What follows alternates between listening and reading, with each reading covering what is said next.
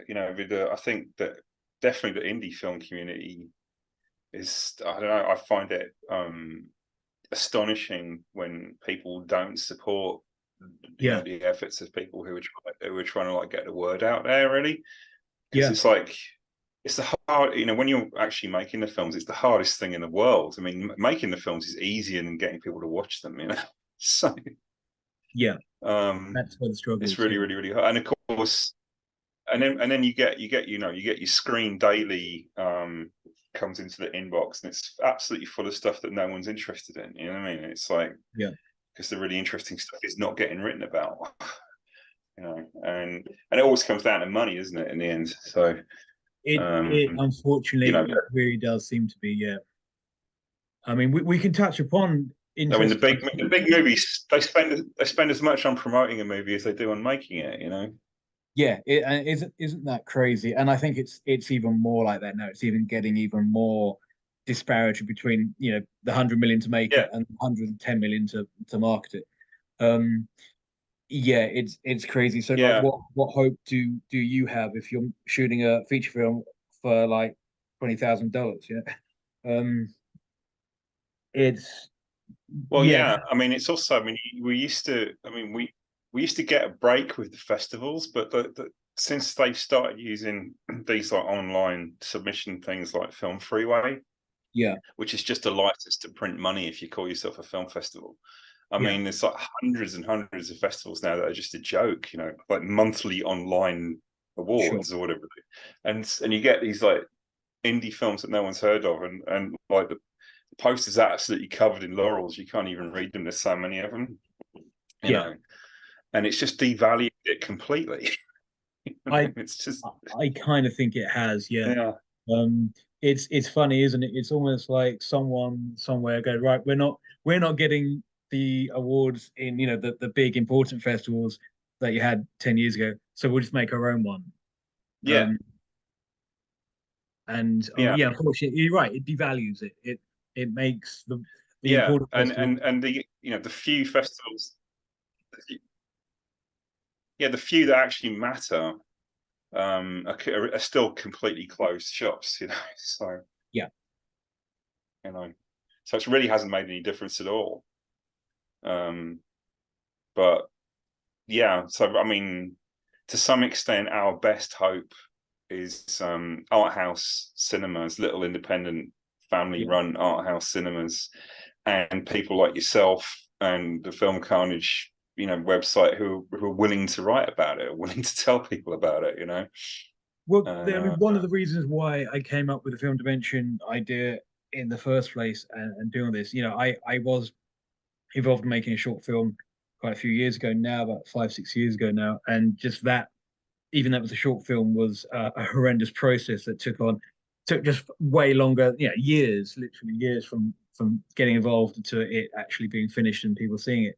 And A infuriating process, and just meeting lots of people along the way and finding out about so many great independent films, but just by word of mouth. And it was almost like, oh, have you seen this? Oh no, I haven't seen that. That's really good. Oh, you want to check it out on this obscure blog that only has like 5 films on it, but this one film's amazing. And another person would say something yeah, about, have you seen this? Oh, I think it's on YouTube, but it might be Vimeo. I don't know. I can't remember. And it's just like they're so spread out. There's so few really good, well, I would say mm. really good, really original films, independent short films that, yeah, they're all over the place. So you've kind of just got to, Oh yeah, and um, and the other thing is that, I mean, the streaming services. We moved house recently, so we put in a TV in a spare room, and we've got one of those Fire Sticks for it. oh It's yeah, an yeah, older TV, and then when I was trying to set it up the other day, I was like, I couldn't believe how many streaming services. There were dozens and dozens and dozens of streaming services. It's like, well, how do I even know what I mean? It's um, I mean, I know there's nothing of interest to me on Netflix, and I yeah, cancelled my Blue account because that also became completely dull. sure, sure. And but there's things like Tubi, and there's but it's like, and there's Canopy. I don't know if you have that in the UK. It's run by the library system in America, and they have Don't my think watch list on Canopy's got nearly 300 films on it. It's so good, you know. right. Um, but it's like still, I mean, the reason my watch list is so big on Canopy is mostly because I'm adding films that I know about or that I've already seen and I want to see Yeah. again, or you know, it's not. I'm still not getting that many new things Mm. coming through. And it's not that. I mean, sometimes I very often I will watch something that that I've heard about or that's maybe being made by somebody that I'm interested in, and it turns out to be great. And I'm like, why didn't I know about this sooner and everything? And then I'm like, well, the reason I didn't know about this sooner is because it took this long for me to find out about it because Yeah. nobody was talking about it. You know, It, why not?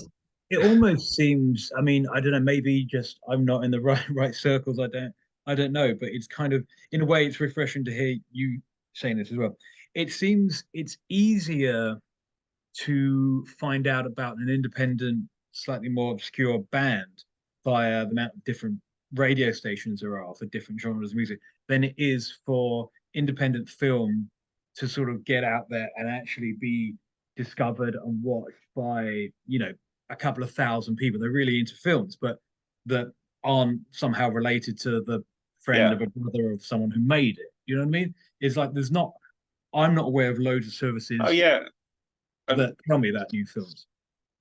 you know, to be honest as well, you know, the biggest difficulty is always distribution. You know, and Yeah, I mean, getting stuff shown in cinemas is not as hard as people think it is. Not in the States anyway. sure. Um, because of the way. So I don't know if you know how Hollywood studios work with cinema chains, I mean, but do explain. basically they take 100% of the tickets, you know, and the theaters only make money out of you know, refreshments, Yeah, concessions, whatever you call it, and that's the way they make all their money, like popcorn and Pepsi. That's why it's so expensive because they yeah, have to pay everybody out of that, you know. And so we've done things like we've gone to like cinemas and small cinema chains that maybe have like 10 in one state in the US or something, mm, and said, look, we'll do 50-50 split on the door with you, you know, mm, which means if anybody comes in at all, you're actually making more money than you would be if Star Wars was playing here. You yeah. know? How crazy is that? And yeah, and they always have empty screens, especially in the Midwest, because you know, the flyover states are just ignored by, you Yeah, know, LA and New York and everything. And so what actually happens is that we have pretty good theatrical runs in really nice cinemas, and we make money out of it, you know, mm, and not a lot of money, but it's not enough to pay off all the investors. But it's something, you know, sure. and then you have the collective experience of seeing your film in a theater. Um, of course, this is an avenue that's only really open to feature films, though. You know, Yeah, short films don't have the same clout with theaters. You know, yeah, yeah, yeah, um, so it's. I mean, yeah, it's really really hard. I mean, of course, you know, in the UK, one of the reasons I left the UK, in all honesty, was the funding situation is a joke. it is. Yeah, Um, because there's this whole idea that like the Arts Council or the BFI or something like supports independent filmmaking, and it's like, no, they don't. You know, they'd have to they'd have to make 100 times more films than they do to really be able to claim that. yeah, And you know, and then when you go there, what they want, I said, well, you know, because I tried to get funding through various channels in the UK like that, and they were like, well, we want to see the script, we want to know who the cast is, and all this sort of stuff. And you know, the thing about filmmaking is, at its best, it's a very organic process, and there's so many people. I mean, like the way they make films for huge sums of money, and they rewrite them and rewrite them, and they write them to death, basically. You know, so mhm. if there was ever a good film there, it's It been gets. missed somewhere Yeah, in yeah, the process. You know, and you know, and it sometimes all you need to write is the basic. kind of concept and the basic outline. If you have really talented actors who, you know, who understand their characters, there's, you know, all you really need to do is point a camera at them, you know, and let it Yeah, happen. And that can be like the most exciting way to do it, because you don't quite know what you're going to get. And from an artistic point of view, if you overthink something, or if you spend too long making something, you get a very set idea of what you want, you know, and then if that can be unobtainable, so you're always disappointed in the result, you know. yeah, Whereas if you get in there, if you get on the ground pretty quickly, and you're not quite sure what you're looking for, but when you see it, you're like, oh wow, you know, that's like, and it's a really, really exciting way to work. But in the yeah. Because UK, sometimes it's always going to be even more special than what you had in mind. yeah, yeah. I mean, some of the best things that you ever shoot are things that you didn't plan. You know what I mean? Like, but that like crop up in the process. Like, I made a film called Little Johnny Jewel a couple of years ago, and the poster shot, the shot everyone remembers from the film is the sunset. You know, and of course you can't plan a sunset. You know, I mean, Yeah, it doesn't yeah, even Stanley Kubrick couldn't plan a sunset. You know, and so we just got lucky one day, and it was the first day that our lead actress was on set, and we mm, were only testing stuff out. And then we were like, I think we've got some good light. Let's go down to the lake and see if we can get something, you know. And then our lead actor, who had never met her, they hadn't met yet, called and said, "Oh, she's in town. We should meet up." And I was like, "Get your ass out to the lake because we're filming," you know. And he yeah, arrived in the nick of time, and he literally stepped in front of the camera, and we got this amazing shot that would have been impossible to plan yeah, in advance. You know, you'd have been waiting for months for like that. You know, and we didn't get it again on the rest of the shoot. So if we hadn't got it there and then, we would have yeah, missed it. And but like things like that. I mean, there's no money in the world can buy that anyway. You know what I mean? You just yeah, have to be. But if you have a small crew and small cameras and willingness, you can jump in the car and say, let's try and get this. And then you could luck out like that. And if you were doing that with a huge crew that were all unionized, everything, there's no way you could get the shot. yeah, yeah. Because They're on their break, and that's it. You know, you can't make them yeah. that sort of thing. I mean, is that kind of part of? Did you ever see the movie The Bourne Identity? Yes, yeah, yeah, of course, yeah, Do you know the story of the guy who made that film, Doug Liman? Um, they the producers absolutely hated him and refused to work with him ever again, even though the film was a masterpiece and made huge amounts of money. right, And the reason they hated him was because there's a scene in the film which is I think it's Matt Damon and Clive Owen, and they're out in a field, yeah, like they fight face off in this field. Well, that scene wasn't in the script, and the director woke up and he had this idea for the scene, so he just went and grabbed the two actors and grabbed the camera, and they ran out into the field and improvised the scene. He just sort of told them what to do, and it's the most memorable scene in the whole film, and it actually yeah. adds a lot of soul to that film, you I know. remember it now Yeah, as you're explaining it. Yeah, yeah, yeah, it really brought a lot to the film, you know, when they had that moment, the two characters had that moment together. And the producers were like, "What the fuck is this?" You know, and they wanted to fire him for doing it. You know, wow, and yeah, so they never wanted to work with him again. There's a whole essay on the internet about how the from making of that film was a complete shit show because of the director, and it's like, and I'm like looking at it thinking that's what I would have done. yeah, because that's You know, filmmaking. It is filmmaking. kudos to him for doing that. You know? Yeah, Yeah, yeah, it's filmmaking, and he had an idea, and he went, he did it, and it worked, and it saved the film. It's the best scene in the film. You know. yeah. Absolutely. Is that why you wanted to get into films and make films with the idea of, look, we can on a good day when the sun's out with a bit of luck, we can pick up a camera, have two people in front of it, and go, right, this is the idea, do it, and just go out there and get your hands dirty and do it rather than attack it from a kind of an intellectual reading about it kind of way. Well, I mean, the first professional filmmaker that I ever met was Derek Jarman. You know, so and I didn't realize it at the time, but the way Derek worked was unlike the way anyone else worked, you know. And his philosophy was like, enjoy what you're doing, and if the film's any good, that's a bonus, you know. Mm.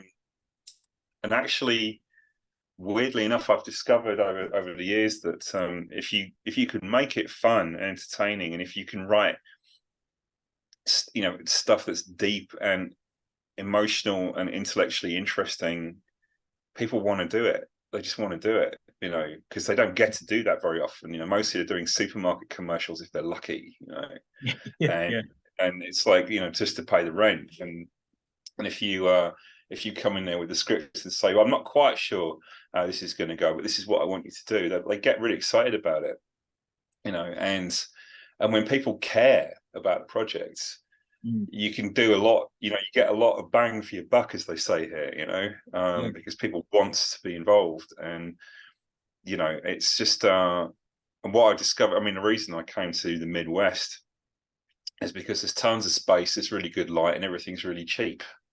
yeah, yeah, And yeah. those three things are actually really, really useful for filmmaking. Yeah, I can imagine. I can imagine they are. Do you Yeah. I often, when I speak to UK based filmmakers, I often talk about this thing that I don't understand why everyone wants to make films based in London when there's so much of the UK they could use. Would you say it's similar in Yeah. the United States that if it's not in New York and if it's not in Oh Los yeah. Angeles, California, then it's almost kind of like, why are you shooting here when, as you said, you could make a film cheaper, amazing landscapes. Oh Um, yeah. Yeah. Well, I mean, I'll give you an example. So the newest film, the next one that's in the can now, a film called Mania. The first chunk of that film takes place in New York. So we went and shot in New York for a week, and it cost $25,000 to do that. well, And the total budget for the film is $60,000, and the rest of the film, including pre-production, post-production, and a month worth of shooting in Iowa, was, you know, was 35.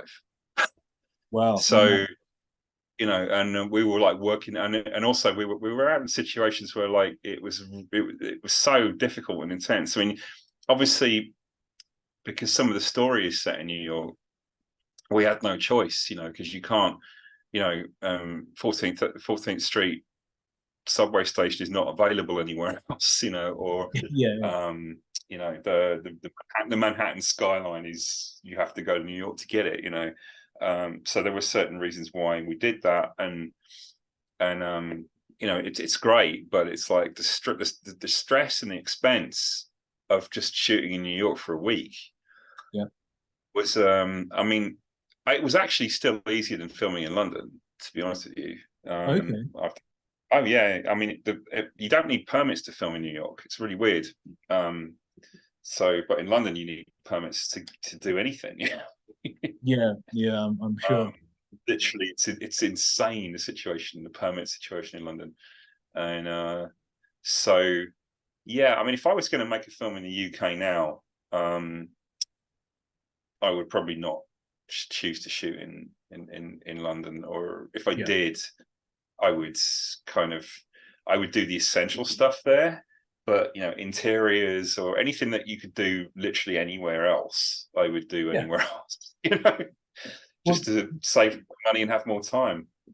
absolutely. I mean, there is a kind of a bit of a I don't know if I want to say the word underground, but there's like a horror scene based around Portsmouth at the moment. There's a couple of different filmmakers that make all their films based in Portsmouth in the UK. And again, just why not? There's so many different cities that could give you a different look, and I guess is I suppose what I'm getting at is a lot of Mm. even in indie film film circles where excuse me where they just do it because it's always been done that way. And it's just like, well, Yeah, this is the way you do yeah, it. And does that still exist? but the problem is, I mean, so like, I mean, I'm a big fan of William Blake, you know, and he famously said, "I must create a system or be enslaved by another's," and I really feel like that's what happens in like because they've got a way of doing things. They don't question that. They just that's how they do it, and it's like, well, the thing is, there's always another way, Yeah. and I mean, the reason I'm doing what I'm doing now is because I couldn't get it done anywhere else. I had to find a place where I could do what I wanted to do, and it wasn't London, and it wasn't New York, and it wasn't LA. Yeah. And No, that's brilliant. I mean, the fact that you're going to make these films, whatever it takes, that you're going to yeah, do what you want to do, and if it means moving country, then so be it. But by making that leap, it's probably given you a whole load more insights, opportunities to create something that I said, if you were stuck in oh, London, you just oh, wouldn't have it's been. unbelievable. Oh yeah, I mean, so the example I love to use for this is there was another scene in Little Johnny Jewel that required the use of an ambulance, and when I was preparing for the scene, when we were doing the budgeting for the scene, and my head immediately did what I would do if I was in London, which is like call the ambulance service and find out how much it's going to cost to rent the ambulance for the time you need it. Yeah. That's automatically what you do. And I'm sitting there thinking it's going to cost like maybe 1,500 an hour or something. It's going to be really expensive to do this, and I'm Mm. trying to figure it out. And then my Tabby, my assistant director, came in, and I told her what I was doing, and she said, "Oh, my mum's got an ambulance." And I'm like, "I beg your pardon?" She's like, "Yeah, she runs the EMT in a little town up in northern Iowa called Union." She said she's got a fire engine as well if you need one of those. Wow. And so we got it for free, and Yeah. for as long as we needed it. And it was like, and like, there's no way that would happen in Yeah. London or New York or LA, and I realized that's why this is going to work, Yeah. Yeah. because Yeah. when you're a big fish in a small pond, everyone's interested in you.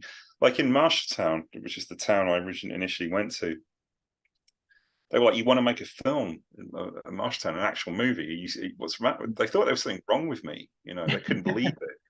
But when they realised I was serious, they fell over themselves to help me. Wow. Everybody, and the local newspaper was writing about it all the time. That's And amazing. then during the lockdown, if I went to like a drive-through to get a burger or something, they'd be like, "Oh, you're that English filmmaker guy, aren't you?" Since they heard me speak, they're like, "You must be that English filmmaker guy." Yeah. Yeah. Yeah. Like, if I had in London, if I'd had a full page spread in Time Out, I wouldn't have got support like that. Yeah. They'd be like, You "Who know, do you think you are?" Sort of thing. Yeah. yeah. Yeah. You go to London or LA or New York and you say, "I want to make a film," it's like, well, join the queue. Yeah. Yeah. Yeah. That's cool. That's really cool. Yes, yeah, I do like that. So working in Iowa, yeah. but America, I guess. I mean, obviously America's a huge place, but what's what's it like making an indie film the last 12 months or so? What's the state of indie making films as you see it? So, so the interesting thing in America is because I'm not from here, I have a distinct advantage over people who are from here because Yeah. I'm aware of the rest of the world. So that's why we've had quite a lot of success with like European film festivals and things like that. We got some really cool awards. Like I won the Jean-Luc Godard Award a couple of years ago, the last one given during his lifetime, actually. Wow. And then last year we got an Alfred Hitchcock Award in Yeah, that's Paris cool. and things like that. And it's like, and the people the indie filmmakers working in America, it's the same. It's the same thing. They are kind of caught up in what they think is the right way to do it, and so you get this really weird thing. Like there's an awards ceremony in Iowa. There's this thing called the Iowa Motion Picture Association, and they sort of so you have to pay an entrance fee to submit your film, Hmm. and then you get like nominated for like best film or whatever. But of course, you know they only get to choose from the ones who actually paid the fee to enter. Yeah, yeah, yeah. You know what I mean? So you might have made a masterpiece, but if you didn't pay your $75 entrance fee, you're not in the running. Yeah. You know, Yeah. and this of course is just how do you take that seriously? You know, so what you wind up with is you wind up with a lot of backslapping between the people who paid the Absolutely. fees. Yeah, You someone know, who's got $75 could yeah, win. yeah. Yeah, Which of course is not absolutely got no relationship whatsoever to whether or not a film's any good. You know, yeah, and yeah, so there's a lot of that around, and there's a lot. So there are a lot of people who think that there's a certain way of doing things, and the other thing, which is a big conflation and a big problem in my opinion, and I don't know, it may well be the same in the UK now, is that people are increasingly thinking of movies and television as the same thing. yeah. You know, it's like film and TV in the same sentence. Now, Sure. if I said TV and theatre in the same sentence, so people will be like, but it's not the same thing. Yeah. You know, it's like, no, but film's not the same thing either. You know, I mean, cinema is distinctly different from television and always will be. You know, It is and interesting how I don't even watch those words TV. mix. Yeah, yeah.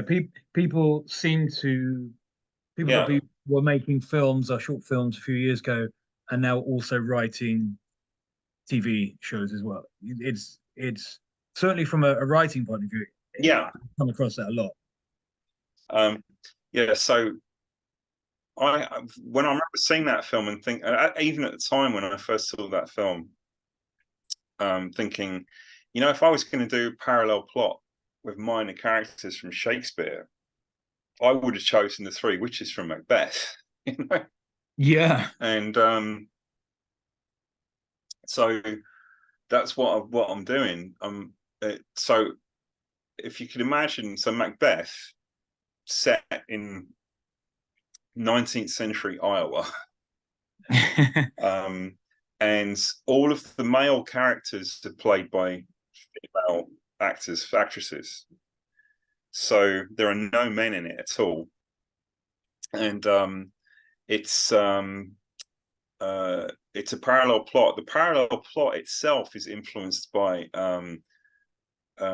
Joseph Conrad, you know, Hearts of Darkness, which was Mhm. also the inspiration for Apocalypse Now. Yeah. So basically, it's an all-female comedy Apocalypse Now parallel plot with Macbeth. So it has both Apocalypse Now and Macbeth in it, and I think that sounds it's amazing. witches who are on on the run from a witch finder, and they're also trying to put a stop to a particularly nasty evil witch who turns out to be Lady Macbeth. You know, so it's completely nuts, I basically. And I would pay to watch that. but one of the things was that, you know, back when Macbeth was first performed in England in the 16th century, all of the female characters were played by men because that's how they used to Yeah. do it then. So we're just redressing that.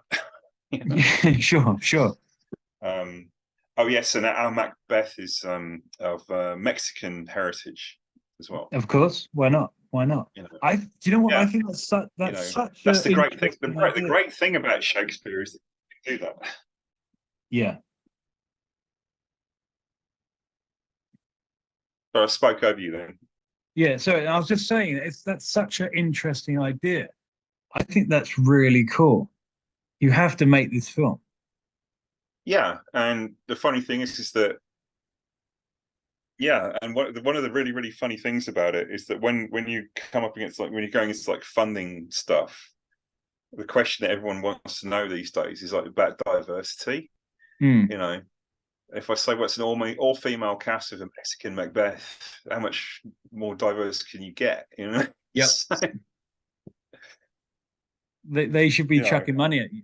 Um, yeah, she's throwing money at us for this. So I mean, I think that's really cool. So I don't know how much you want to get into like the financials of things, but how would you, again, as an independent filmmaker, how would you go about funding funding this sort of project? Because I don't well, know.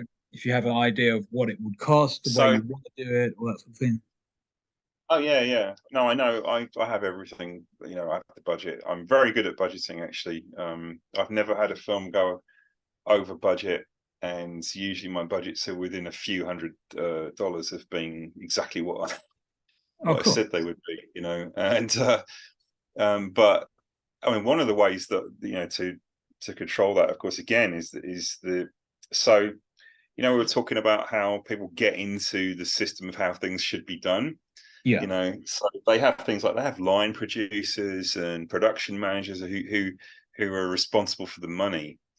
Now, if you ever listen to Werner Herzog talk about this, one of the first things you realize is that you have to handle the money yourself, yeah, because if you're doing the budget, you basically know what everything should cost. And so if you keep an eye on the finances, if things start going wrong, that's where you spot it. You know what I mean? So yeah, yeah, yeah. you can rein it in, and you can take control of the situation. So from my point of view, if you're indie and you're working on a tight budget, the director has to take responsibility for the money. It's the only way, Sure. because otherwise there's too many cooks involved in the finances. And so my thing was, I set up my own production company. I have a board of directors to rein me in, to make sure I don't get out of control, but also to support me in various ways. And our chairperson is Australian and lives in the UK, and so it's a global concern, even though there's only 6 people involved. Sure. And because of that, because we have a good business structure, what we've been able to do to raise the money to make the films is sell shares in potential profits, basically. So Little Johnny Jewel, for example, was the first film we made here, and it cost $100,000 to make, and we raised that money by selling $52,000 shares to various people, Wow. which is a small amount of money, and is disposable income for a few people who be like, I'm kind of interested in. I'll take a piece of that. It sounds like an interesting project, Mm. and you can do that. It takes a long time to sell to raise the money that way, but Yeah. it's safe money, and they're not expecting to have a say in how the film is made. Yes. So Yeah, yeah. so what you wind up with is you wind up with the money that you need to make the film and complete artistic freedom to make it. So and then the shareholders, they haven't. You're not asking people to put in more than they can afford, Yeah. and and everyone understands the position on it. And then the idea would be that, like, if the film sells for twice the budget, which in this case would be $200,000, which is not a huge amount of money for a film sale, No. then everybody's doubled their money. So Brilliant. it's a pretty good system. It's not easy to sell a film. Obviously, that's the thing. So that's the advantage of it. And in America, there's no kind of, people are allowed to spend their own money the way they like. And there's Yeah. no restrictions on that at all. As long as you're open and above board about it, and you have a good system and you have reliable people in place, Hmm. there's not really an issue with that. In the UK, you would be, hauled over the coals if you did anything like that, because Sure. firstly, people just don't have that kind of money. I don't know anybody in the UK who has £2,000 of disposable income ever. you Sure. know, um, it's just not a very normal thing for most people in the UK, unless they are involved in some kind of business. Yeah. And people who are involved in business always want to say, they always want to cut. I mean, they want Yeah. it's so in the UK, the people who can afford to invest in films, the kind of people who have an ego about it, and Sure. they want Sure. to be seen to be investing in it, and they want. This is not always. This is a huge generalization, but they it's harder to get people to just throw a bit of cash at something, over there. Yeah. It's much easier to do that in America, and and like I say, the result is if you have the endurance for it, you can raise the money to make the film. So we raised 100,000, then 40 grand for the next one, 60 grand for the one after that. So we've raised $200,000 just through private equity. And That's really cool. and I couldn't have done that in 10 years in the UK. There's just no way. So the only way to raise serious money like that in the UK is to go to people like the BFI and to go to, the people, Film 4 or, Yeah. people with like serious resources. And the problem with that is that then you don't get to make the film the way you want, Yeah. And they have So, control over where it gets screened. yeah. And, All of that sort of, yeah. yeah, I mean, so my friend Carol Morley, she's made a couple of films now with the BBC being one of the investors in the film, and they own a huge chunk of the film, and it's like, well, they haven't really done anything; they just put up some money, but people expect ownership from that, But in America, it's different, If they don't care. If you go to them one day and say, "Here's some money that you've earned from that share you bought," they'd be like, "Oh wow, that's really cool," And that's literally no one's ever asked for their money back, Mm. And and the other thing, we've actually got a couple of grants as well. We had a $10,000 grant, and we had a couple of smaller grants. And once you successfully get a grant, it becomes easy to get more grants, Yeah. So, and also my personal advantage is that I know I'm not competing with Hollywood or the mainstream or any of them. Yeah. Sure. So I'm not even trying. I don't care about that. And there's a lot of people here who do think that that's the way you have to do it, and so and I feel for them because it's just I mean, I wouldn't want to make a Zack Snyder film even if I had the money to do it. Yeah. It's almost like, I think the way I look at it, again, I equate it to music in many ways. Um, is if you're a punk band and you're making the music because you're playing small venues and you're just out there living the lifestyle and doing it, then yes, you could be signed to a major label. But you're right. It's like, would you actually sign to the major label if, like, right, okay, you're not going to make the music you want anymore. You're going to become some mainstream kind of band. Same thing with movie makers. Like, if you're making an independent film, why have the aspiration of you're going to throw it all out and make a popcorn big budget movie but just has nothing to it just because you get money thrown it? Oh yeah, yeah. I mean, and that attitude goes all the way down to the equipment that you purchase, and Yeah. I mean, I still make films with my ancient Canon DSLRs, and for a very specific reason. I was a collector of vintage lenses, and there's not that many cameras you can mount, film cameras that you can mount them on, Mm-hmm. and I don't need autofocus for filmmaking. It's not a thing at all. And so I just need cameras that are good enough. I don't need Sure. like $20,000, 6K whatever to make my films. I just need films that I don't even like the look of digital. So, and Mm-hmm. with a SLR, you can use vintage lenses and you can use old-fashioned lens filters. You can get quite close to the film look with it, actually, Mm-hmm. and you don't have to spend ages. And we actually I have a 35mm camera that my dad bought for me when I was 9 years old that I still use, Well, and so I can shoot stills on that using the same lenses that I'm using on the DSLR, and I can use the 35mm as a sort of like to test the focal lengths and the depth of field and the color grading and all that sort of stuff. And what I wind up with is something that looks like a lot like film for not so very much money at all.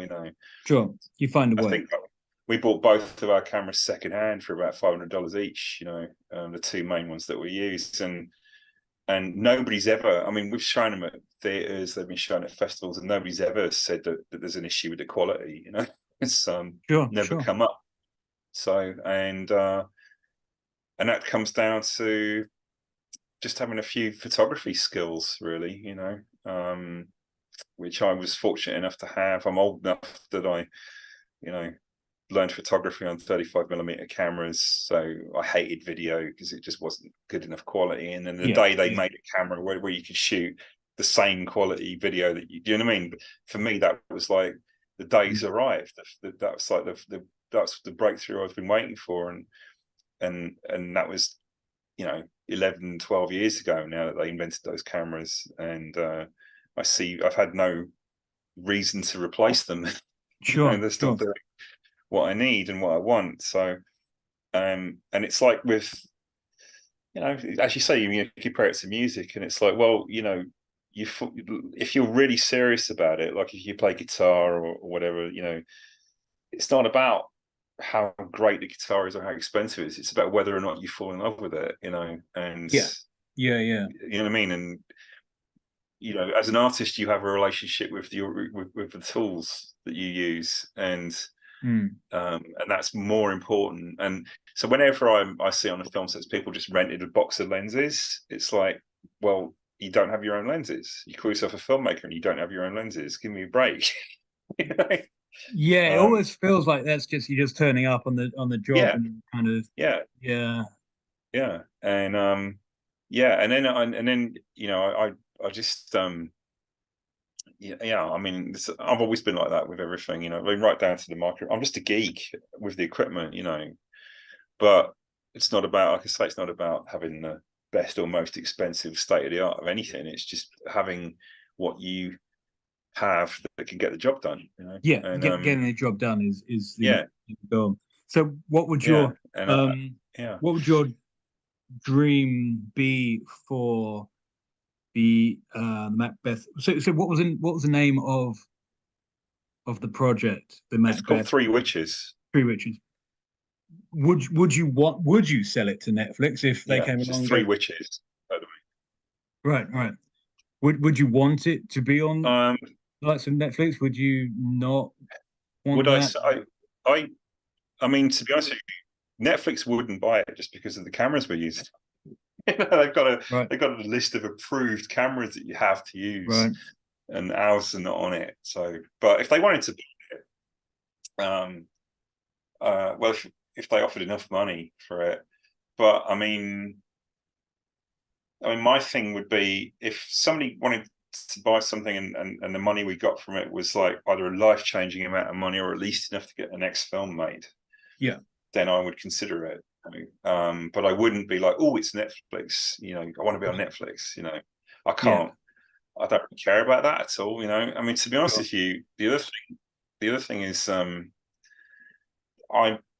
got really into the whole small theater, show up, do a Q&A kind of thing.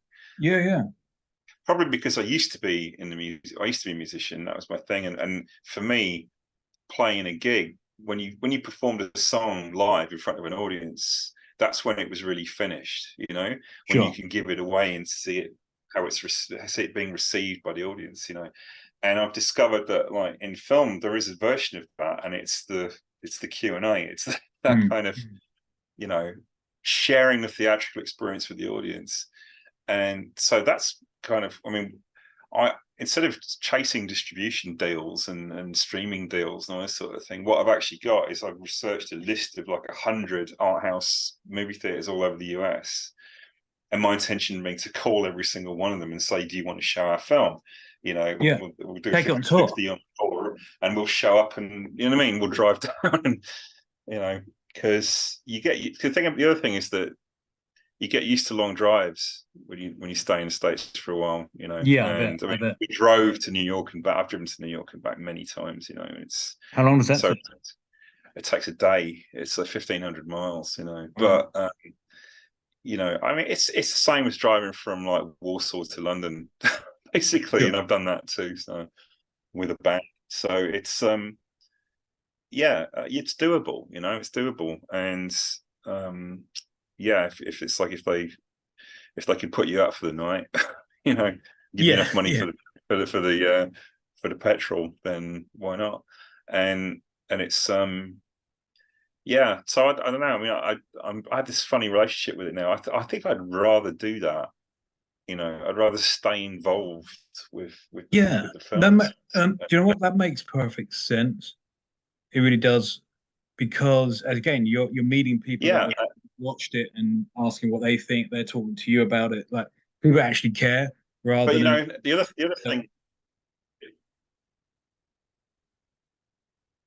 the other thing is, you know, that way, if you, it's like touring a film. You know, it's like the yeah. way you would tour a record, and then that, and which is often how you find the audience for something. You know, is Mm, get out mm. there and literally bring it to the people. You know, and if they want to watch it again, I mean, you can just put it on Amazon for free. You know, or Yeah. whatever. And one of the things that I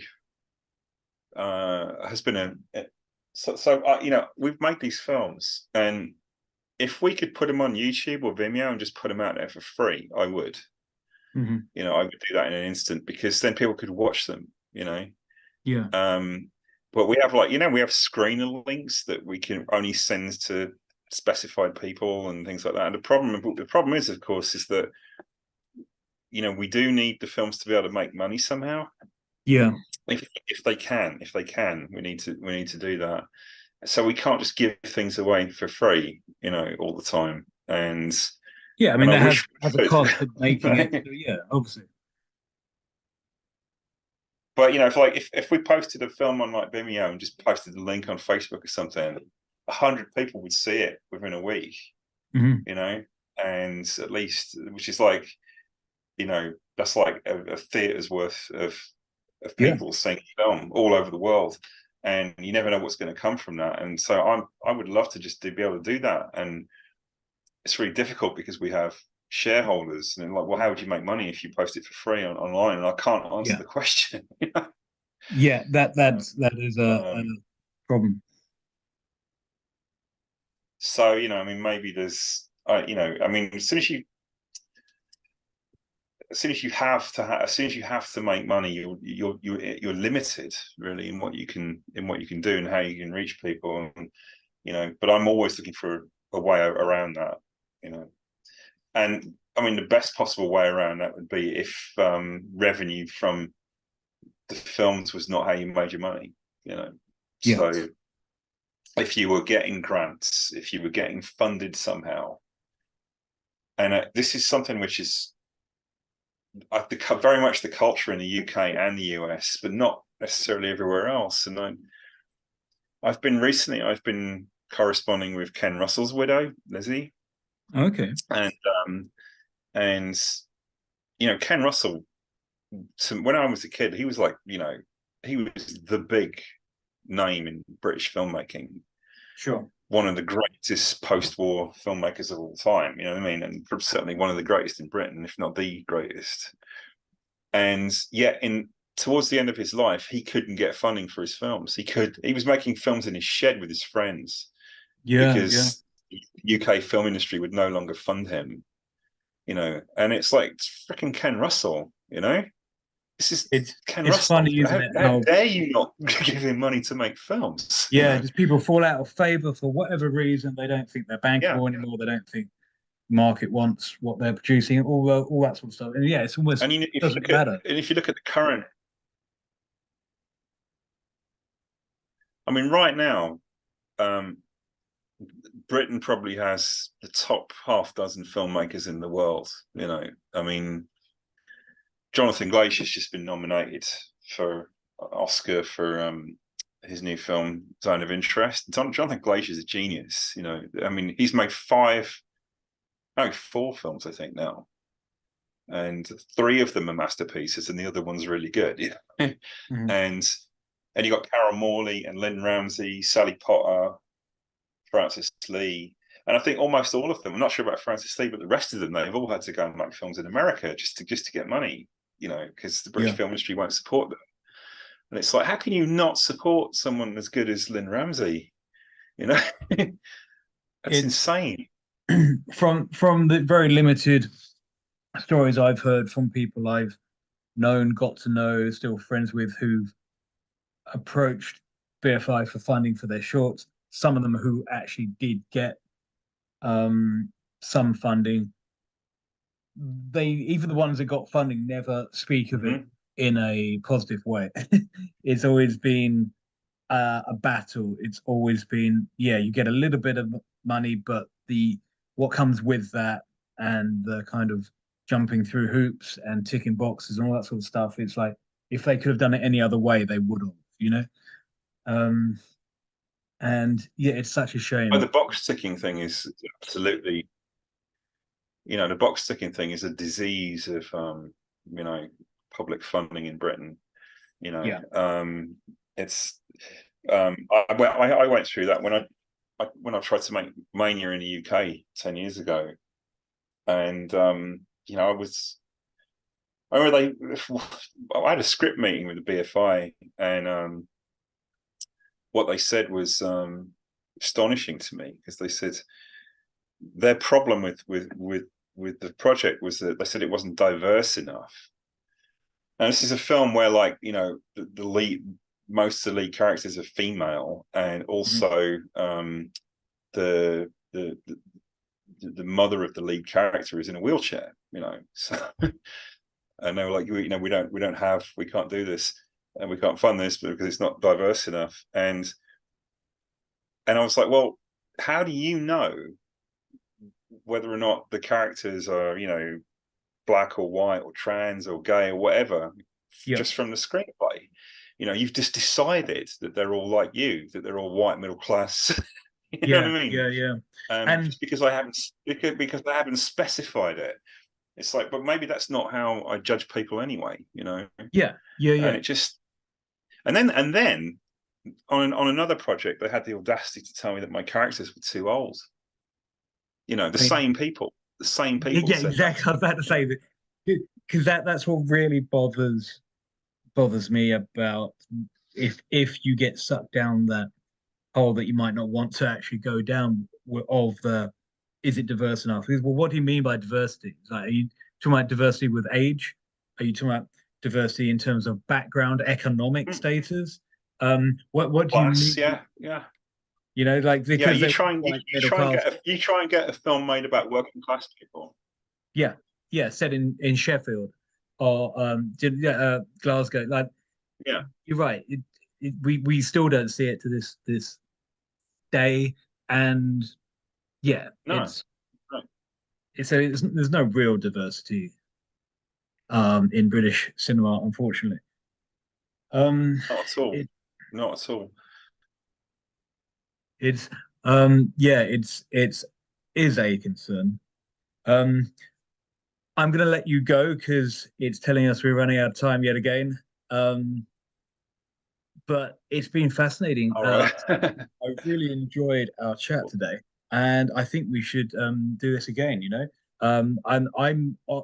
Honestly, and Yeah, yeah. I was I'm really interested in this Three Witches project. I think it sounds brilliant. right. And I want you to keep me updated with I how it's will going. do. Yeah, I will do. I'll send you the screening links for the other films as well. Please, yeah, please do, please do. If I can, if you want me to add them to You the film can dimension, and watch them again, at I'm your gonna, leisure.